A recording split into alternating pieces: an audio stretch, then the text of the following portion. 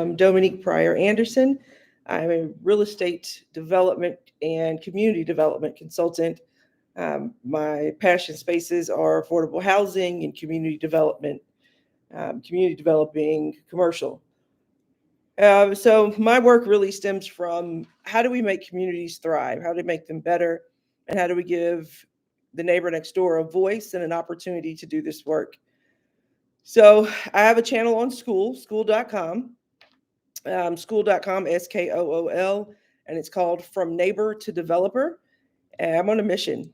I'm on a mission to create as many passionate real estate developers as I can across the country, across the globe, because guess what? We have a shortage of affordable housing. We have a shortage of community improving products. And so we need all of those things. And that is not just going to happen in a bubble, it's going to happen with all of us together, right? And so that's what I'm here to do. Here to create more affordable housing and more community improving products. So let's jump right in. We're 3 minutes in. Let's jump in and talk about how do you do this work? How do you become a mission driven developer? And what's the difference between just a regular real estate developer and a mission driven developer? So, a mission driven developer starts any project with the idea that I want to leave this world better than I found it. I know that we need X. The community says they need X. And I want to figure out how to build that. Do you have to have a huge Rolodex? Do you have to have deep pockets? Do you have to have all the connects in the world? You really don't. You really don't. The first thing you have to have is a purpose, right? So if you've looked around at your neighborhood and you've seen a piece of land and you think, gosh, it'd go great there, X. Or if you talk to your neighbors and your neighbors complain about the same thing all the time, there's no community spaces for us. We sure could use a coffee shop. We sure could use a various amounts of things, right? Or someone that is living in a house that needs repair, and not so much like a flipper, but maybe you can do your work for that house. You make it better. So now a senior citizen who may live in a home that's in disrepair can now age in place, right? And they can have safe, healthy, affordable housing. And that's the mission driven focus. The first lens is what's the mission? Who am I helping? What do they want? And how do I get there? Right. So maybe a market rate, as we call them, a developer that doesn't so much build all of the feel good development may think about, okay, I want to build this. This is how much it's going to cost. This is how much I have. This is how much I need to raise and go. Real estate, if you've watched any of my channel, you realize that real estate development doesn't happen in a vacuum or a silo. It's a team sport. It's a team effort. But when we think about the mission of a mission-driven developer, we really have to start with, who am I? What am I passionate about? What do I care about? And I know that as I think about it, I'm passionate about what's needed, right? So I talk to communities all the time. What do you want? What do you need? Schools, better schools, healthcare. Maybe there's, a clinic that needs to be built. Maybe there's, gathering spaces. Maybe it's a garden. It's a community garden, right? Or if it's a mixed use that has commercial at the bottom, residential at the top. There's some really cool things that are happening right now in zoning, and I can speak specifically to Dallas and Nashville because those are places I do a lot of work, and that I've lived and I'm passionate about, in addition to Memphis. But I know specifically in Nashville and Dallas, they're working right now to shift zoning so that instead of doing four, the maximum for it to be a residential project is 4 units, working to shift that to 8. So somewhere somebody had a mission and a purpose, and they know we need to get more affordable housing. And zoning and planning is one of the places where, affordable housing unfortunately goes to kind of die because it stalls out. But let's back up. So the first thing in being a mission-driven developer is defining and embedding your mission, really being clear about what's my mission, what do I want, and how can I get there, and who needs what I do. So, you have to decide, early on, and you may shift, right? You may shift, but if you decide early on, I want to develop affordable housing, and that's even still really broad, like finding your specific niche. Maybe that's senior affordable, maybe it's pocket communities, which also, if you talk to me for 10 minutes about anything development, I'm going to bring up pocket communities. I love them. I think they're amazing. I worked with there's a pastor, his church, his family in East St. Louis, and they want to have spaces and places for their, elderly parishioners to age in place. They want to create some garden space. It's a really very, very cool concept, but, pocket communities keep your availability to in proximity to community. So they're really important. So not only can you have, safe, healthy, affordable housing, but you can also have, neighbors that you actually talk to. Can you imagine that? Because I barely talk to my neighbors, but or I did. But so in a day where we talk less and less to our neighbors, it's really awesome to be able to talk to your neighbors. And so you might build affordable housing, you may create community spaces, you may think about sustainability, right? That may be your space, or it may be building what local businesses need. How do you lean into that? How do you support that? And then at each point, you build that mission into every stage of the work that you're doing. So, how does the mission shouldn't be an afterthought. First and foremost, if you're in mission driven development, community focused development, you should be talking to whom? The community, right? And so every piece of this that you do, when you think about, and it will make your life a little bit easier, right? When you talk about, okay, I want to build community development, I want to do community development, real estate development inside of communities, really community focused. Maybe you decide that you want to focus on affordable housing for young people aging out of foster care. Super niche, right? Super niche and super smart. But as you think about that at each step, now you know what partners to go to. Now you know what type of money is available. It helps you search for, funding, government funding, whatever's left. And so your mission is going to drive your business. And it should always be the first thing at the front of your mind, whether you select a site, right? So from site selection, when you say, okay, I want to put this here, is it zoned for that? Is it permitted for that? Does it make sense there? Think through all of those pieces with your mission in front. When you, again, from site selection to financing to partnerships and then community engagement, your mission and your purpose and your niche will drive every step of your business and every step of a project. And then, so we talked about your clarity of purpose, integrating your mission. Then you have to set goals, right? And I hope you set SMART goals.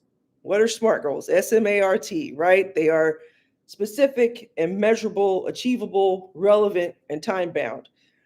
And they have to align with your mission. So, what are you building? How fast are you going to build it?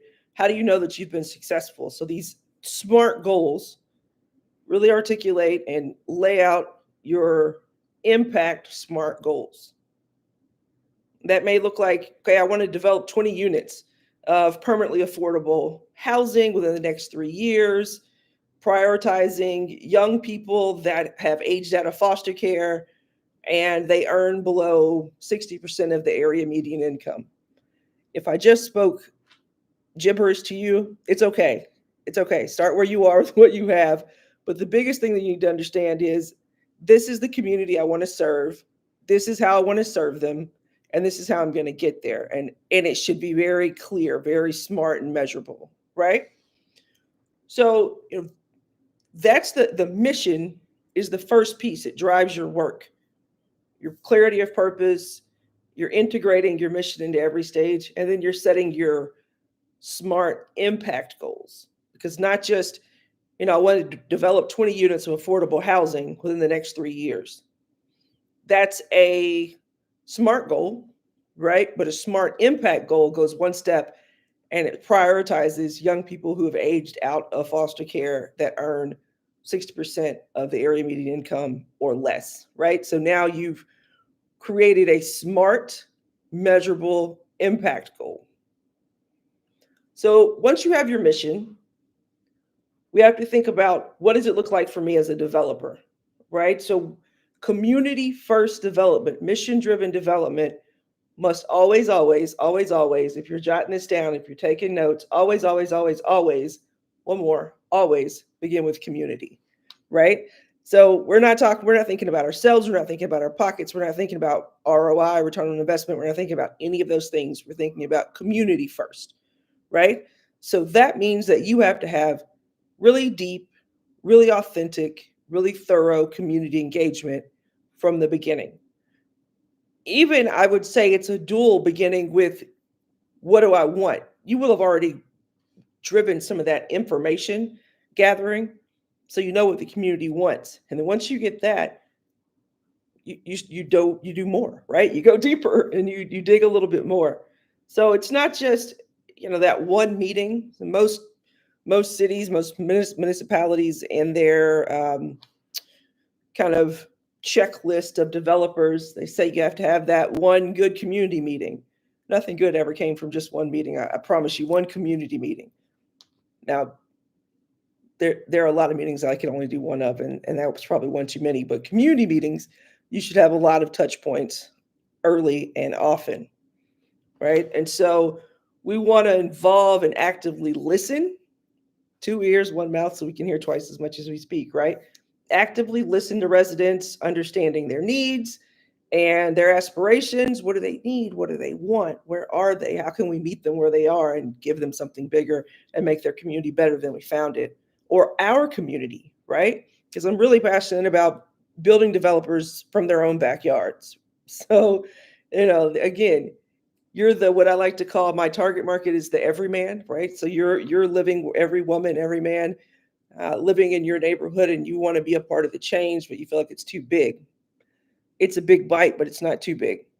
We can always break those big bites into small bites to achieve the same goal, right? So that meaningful engagement early and often is crucial. The next thing that's really crucial is diverse stakeholder engagement and involvement. Sometimes when we walk into a project, and I've been on the receiving end, I've been on the giving end of this, and I've been kind of the face.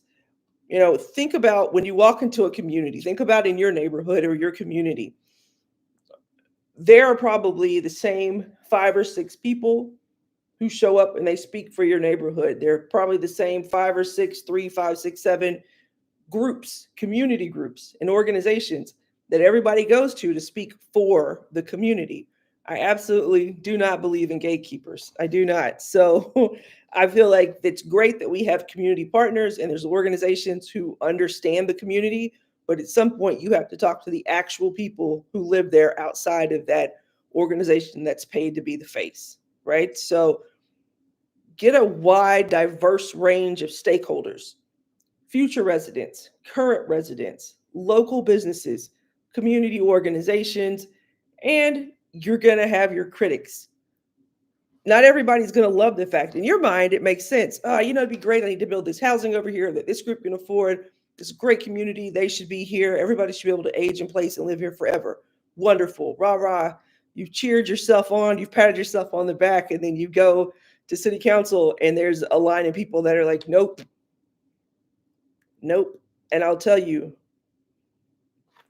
the less you speak to community, the more no's you're going to have. You know why? Because people want to be heard, people want to be appreciated, and people want you to come and talk to them.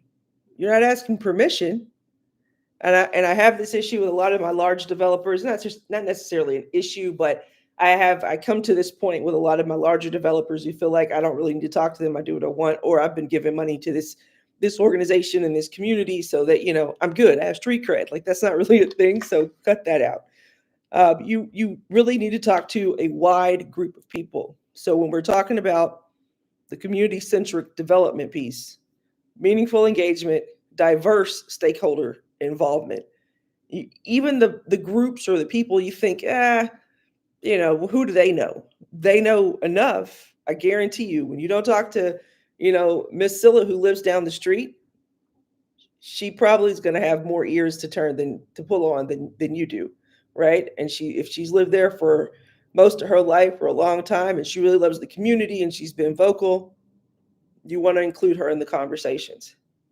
I worked on a project in Memphis. It was an old school that was converted or being converted into living. It's a mixed use building, right? They're turning it into a mixed use building. The school was beloved. It had been around forever. People in the neighborhood who had lived there, they'd gone to school there, they never moved. They loved their neighborhood, they loved their community. And it became it became contentious because, they needed people to understand this is what we're doing in the community and we want to hear from you. There were some people who didn't feel like they were heard. A lot of work had happened in advance of them, in advance of even letting them know it was happening. So there was some hurt feelings. There was some mistrust. There was a lot of distrust, and it was just it became a sticky situation. But we had to walk back and do it correctly so that we could get the support that we needed, and so that we could hear the people who may have been missing at the original table. Super important.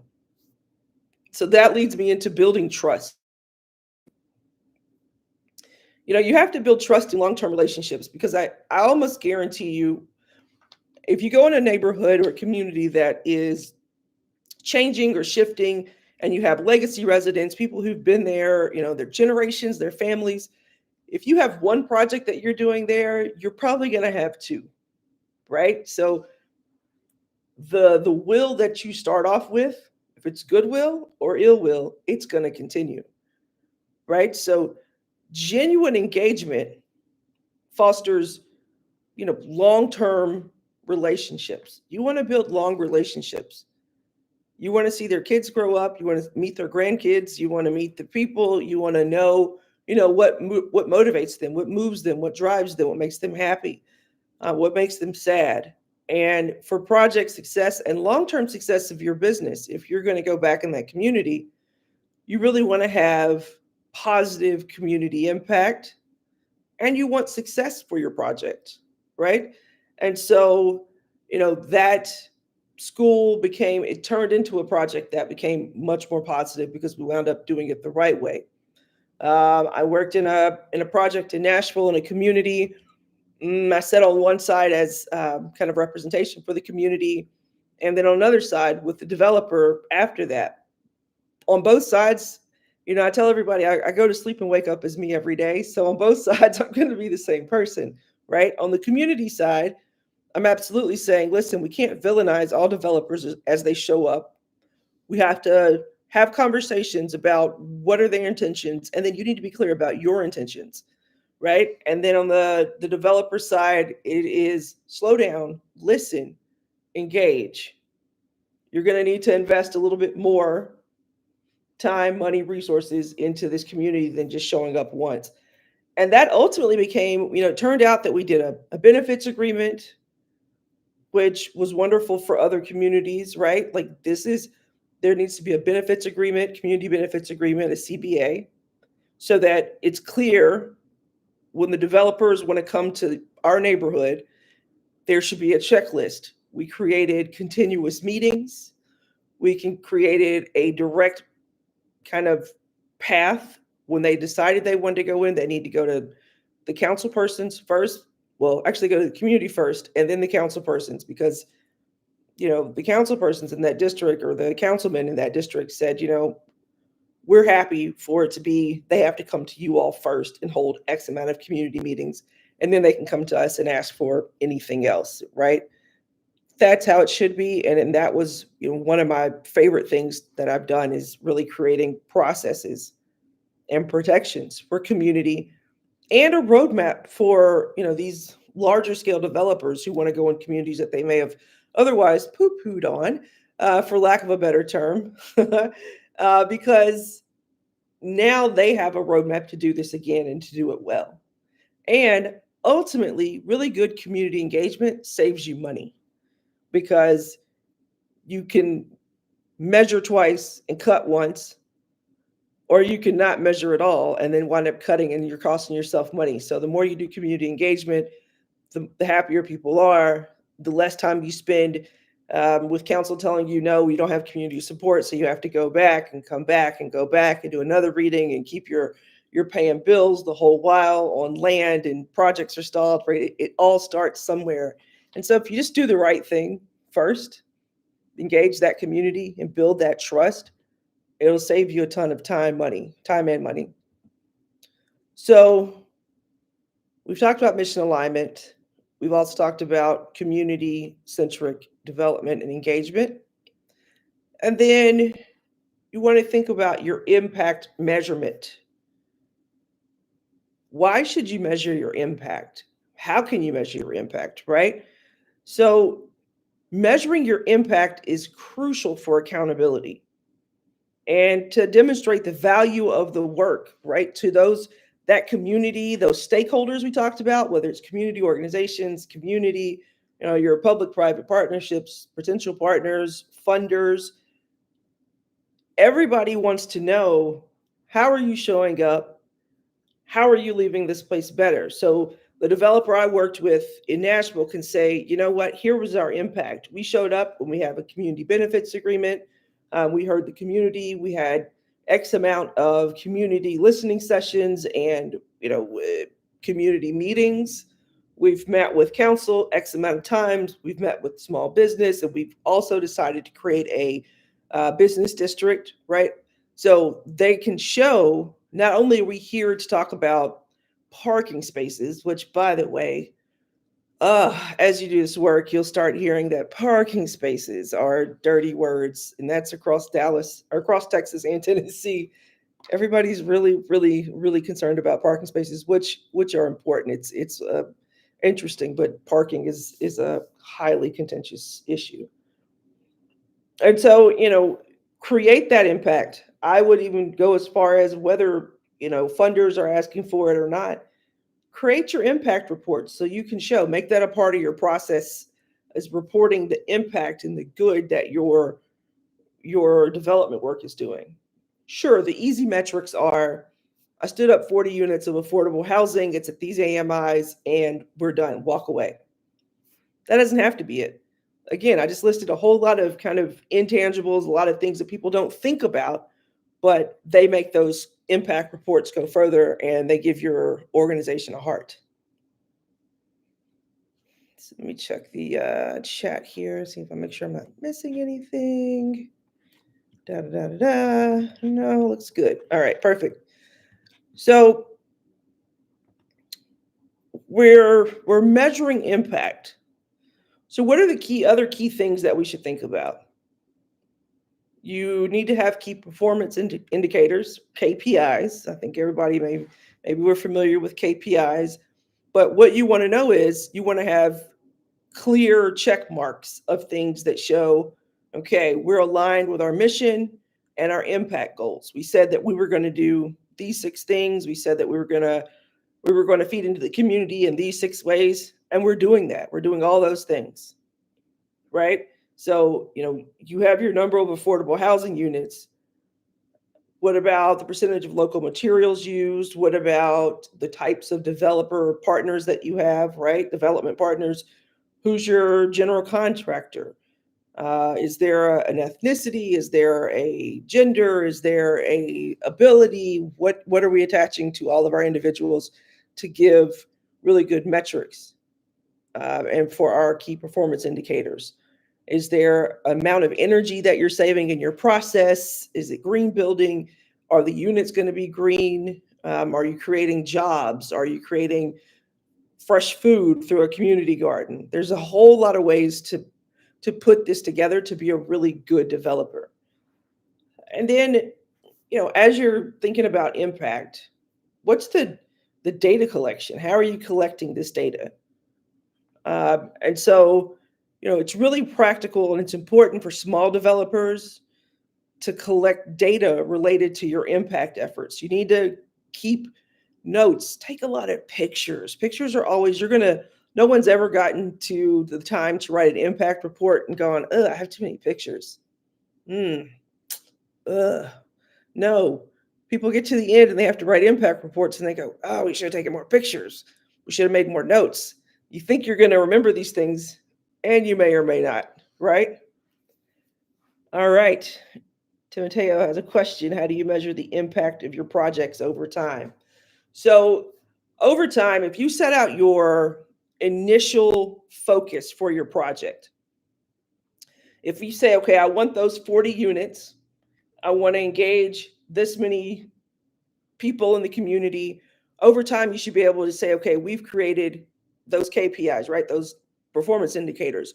We created these 40 units over this year, right?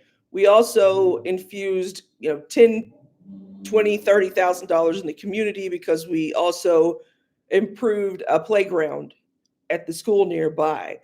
You collect that data early and often, and you set your goals, and then you check that off next to it. So you can measure that project over time and that impact. If you say off top, I know I want to create this much affordable housing, I want to touch this many organizations in the community, we want to infuse this much money into the community. All of those things create opportunities for us to show impact over time. Is that helpful? Does that make sense? Awesome. All right. And so one of the other things that we have to talk about, sustainable practices. You know, I'm not, I don't always lean in when people, build a certain way. I believe that we should leave communities better than we found them. And sustainability, whether you look at it from a monetary standpoint, whether you look at it from it's good for the environment, whether you look at it, it keeps people healthy, different types of sustainability, green efforts, healthy efforts. Whatever your lens is, sustainable practices should just show up and they should be a core value of what you're doing. So, you're required to have, if they say that this building needs to have, this type of insulation, this type of roof, this type of lighting, great. That's compliance. You're compliant. Wonderful. But if you're a mission driven developer, you go forward faster and think, okay, I can meet the minimum. Great. Let me put this over here. That's the minimum. We're going to do that. How do we go above and beyond that compliance? And, not just the regulatory things, but how do you, again, that mission, if you are building this housing, those 40 units for individuals aging out of the foster care system, what things are going to make their life easier and better? How are you looking at water consumption and energy consumption, the appliances, heating and cooling, right? The things that are big, they're huge. How are you offsetting, fluorocarbons and all of these things? Those are the things that are not as sexy to think about unless you're super into sustainability, which it's my jam, but affordable housing is my jam. But what are the things that you're looking at and going above and beyond that are going to benefit the environment and the community?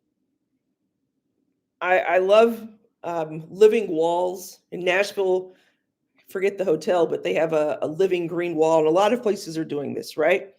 And it seems like that might be a waste, but there's always somebody who shows you how beneficial that living green wall is. And so, those are the things that we really need to understand. How do we build more environmentally sound opportunities? What if you put a garden on the roof of that building? What are you creating? You're creating green space, you're creating a food opportunity, you're creating maybe jobs, maybe you're creating opportunities for people to do other things inside of that garden. You're creating an educational opportunity. There's so many legs and there's so many ways that you can build out the good in a project, right? And the sustainability in a project.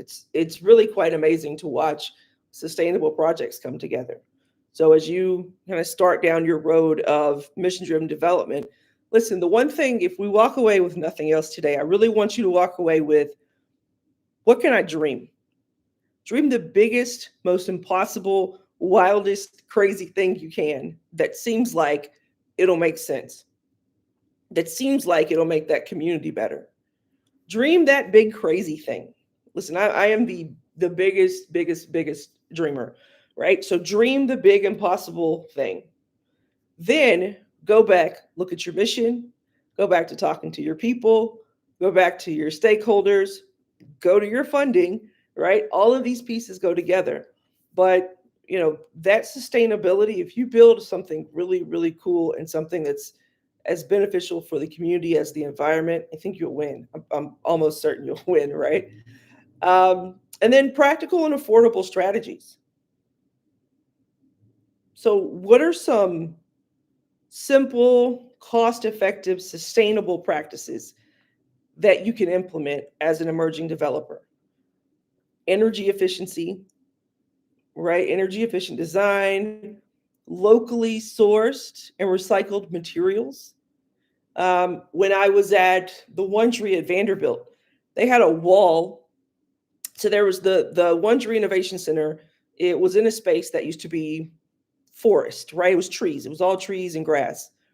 Well, when they built that building, there was a wall inside the Wondery. There's a few walls, and you look, and they look kind of like Tetris, right? The bricks that kind of come out.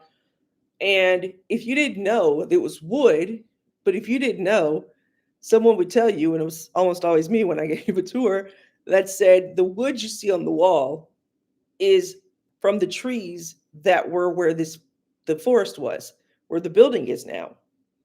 That's a really smart way to reuse and reclaim a space instead of just mowing down the forest and doing nothing with it. It became part of the aesthetic. It saved on materials, right? Because they didn't have to go out and get something else. They recycled those materials. And then, green spaces. Again, back to that garden, that green space that may be on the rooftop. There's some really good opportunities to think about, how do we reuse what we have? How do we create spaces that are dual use? What if that living wall was not just a living wall, but it had, various types of lettuces that you could then use, right? Or if you have a rooftop, when you have a moment, look up the Clyde Warren Project in Dallas. It's KLYDE, Clyde Warren, WARREN. I'll drop that in here. That used to be an overpass in Dallas, and they decided to make it a park.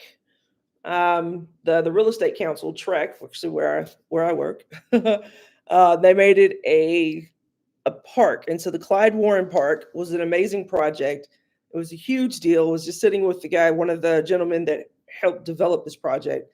Huge deal, big to do, but it became a wonderful green space. It's a community space. There's restaurants there. There's a whole section that has books and games and playground for kids in the middle of the city, right? And it was just a, kind of eyesore overpass, and they turned it into this beautiful green space.